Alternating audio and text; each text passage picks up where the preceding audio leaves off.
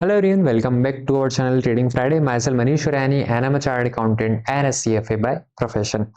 आज की इस वीडियो में डिस्कस करने वाले हैं स्क्रीनर से जो स्टॉक हमने आइडेंटिफाई करे थे उनका क्या रिजल्ट रहा और सबसे important update on algo test, क्योंकि कल एक्सपायरी है तो कौन कौन सी स्ट्रेटजीज हम यूज कर सकते हैं, सारी चीज़ों को डिटेल में डिस्कस करेंगे। लेकिन उससे पहले एक छोटी सी रिक्वेस्ट, अगर हमारे चैनल ट्रेडिंग फ्राइडे को अभी तक सब्सक्राइब नहीं कराया then please make sure to hit the subscribe button. Target बहुत छोटा है, let's try to complete this target by this one. तो चलिए मैं सीधा आपको लेके चलता हूँ निफ्टी का जो एल्गो सॉफ्टवेयर है। यहाँ पर अगर आप देखेंगे तो मैंने बेरिश पर क्लिक कर दिया है और 28 जनवरी जो आज की डेट है मैंने यहाँ पर ऑलरेडी सेलेक्ट कर ली है। अब ये कुछ स्टॉक हैं जो मैंने आपके साथ लाइव में भी डिस्कस करे थे। अगर आप आज की लाइव जाकर देखेंगे तो उसमें भी मैंने यही स्टॉक्स डिस्कस करे थे और अब हम डिस्कस करने वाले हैं एग्जैक्टली इन्होंने शाम तक कितना मूव दिया और इनका क्या रिजल्ट रहा। तो जो पहला स्टॉक है आपके सामने रेडिको खैतान है। मैं रेडिको खैतान के चार्ट पर जाता हूँ। इसमें मेरा जो ग्राफ है ये ऑलरेडी लगा हुआ है। ठीक है, टाइमिंग देख लेते हैं। टाइमिंग 9:25 के आसपास, यानी कि 9:25 पर अगर मैं चलूँ तो 9:25 यहाँ पर आया। ठीक है, इस लेवल पर आया। Let me remove all the drawings. यहाँ आपका 9:25 का क्लोजिंग कैंडल था और आई ऑलवेज सेज कि आपको क्लोजिंग कैंडल का वेट करना चाहिए, उसके बाद ही डिसाइड करना चाहिए। अब इसके केस में अगर आप देखेंगे तो ऊपर के साइड आपको कुछ खासा मूव देखने को नहीं मिला। ऊपर के साइड आपको कुछ खासा मूव देखने को नहीं मिला, लेकिन नीचे के साइड अगर आप देखेंगे तो स्टॉक ने लगभग लगभग अगर मैं यहाँ पर बात करूं लगभग लगभग 5% का मूव हमें सिंगल डे में देखने को मिला है। ठीक है, ये केवल पहला ही स्टॉक था रेडिको खैतान, ये जो पहला स्टॉक था। इसके अलावा अगर मैं आपको बुलिश साइड के बताऊं, अगर आपने बुलिश साइड से ट्रेड प्लान करा होगा तो बुलिश साइड में जो पहला स्टॉक हमें देखने को मिला था तेजस नेट देखने को मिला था। ठीक है, तेजस नेट मुझे बुलिश साइड में देखने को मिला था। अगेन इसमें भी आप देखेंगे ग्राफ ऑलरेडी लगा हुआ है क्योंकि मॉर्निंग में डिस्कस करा था। यहाँ पर अगर आप देखेंगे, let me remove this graph, यहाँ पर 9:25 के आसपास हमें ये देखने को मिला। उसके बाद यहाँ पर ऊपर के साइड कुछ खास मूव नहीं आया, लेकिन नीचे के साइड आपको यहाँ पर मूव देखने को मिला था। Let me just show you इतना मूव। ठीक है, जब ये मॉर्निंग में कैंडल में बनी थी तभी मैंने आपको बोला था हो सकता है यहाँ से ये रिवर्स ले ले या फिर हो सकता है यहाँ से ये डायरेक्ट ऊपर भी चला जाए। अब इसके केस में अगर आप यहाँ पर देखेंगे, अगर आपने सपोज कीजिए यहाँ पर एक शॉर्ट पोजीशन क्रिएट करी होती और ये जो विग है इसी का स्टॉप लॉस बना लिया होता तो आपने यहाँ पर इजीली 1:2.48 तक गेन कर लिया था। तो आपका 1:2 टारगेट जो था वो इजीली यहाँ पर बुक हो गया है।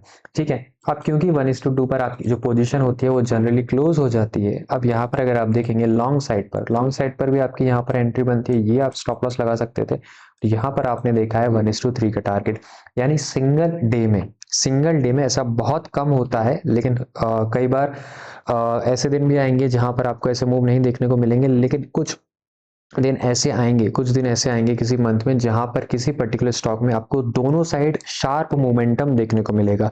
यानी आप नीचे के साइड भी इजीली 1:2 बुक कर सकते हैं और ऊपर के साइड भी इजीली 1:2 बुक कर सकते हैं। इसके केस में एग्जैक्टली यहाँ पर यही हुआ।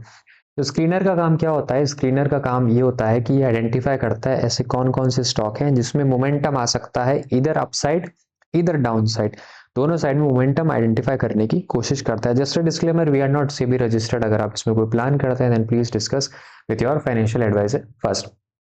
और स्टॉक डिस्कस कर लेते हैं कि फिनटेक डिस्कस कर लेते हैं। 9:35 पर मुझे ये देखने को मिला था,